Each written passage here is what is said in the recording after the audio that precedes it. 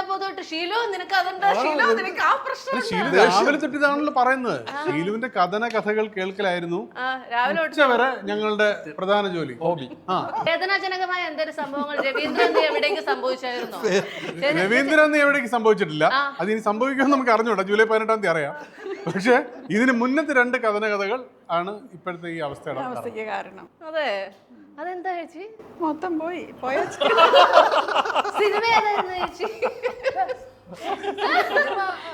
ധ്യാൻ പറയുന്നില്ല. അബാ മൂവീസിന്റെ മാത്രം cinema. Director അതൊന്നും ഇല്ല അതിന്. ഡയറക്ടർ ഇല്ല, ആക്ടേഴ്സ് ഇല്ല, ആരും ഇല്ല. അബാ മൂവീസിന്റെ സിനിമ അതെല്ലാം നോക്കാം. ഓക്കെ, അങ്ങനെയൊക്കെ നോക്കാം. അപ്പൊ ഇപ്പൊ ഏതായാലും ഇപ്പൊ എന്ത് ചെയ്യാൻ പറ്റും പറയണില്ല. എന്ത് ചെയ്യാൻ? അടുത്ത ചോദ്യത്തിലേക്ക് അതൊക്കെ തിരിച്ചു വരും ചേച്ചി എന്ന് പറഞ്ഞിട്ട് ധൈര്യം കൊടുക്കും. ഇങ്ങനെ കൊച്ചല്ലേ സിനിമ എടുക്കുന്ന 2 തവണ ആലോചിക്കണായിരുന്നു. നിനക്കൊരു നന്ദി ഉണ്ടല്ലോ. എന്നിട്ടും വീണ കട്ടക്ക് നിൽക്കുന്ന ഒരു മുഖഭാവം കണ്ടില്ലേ?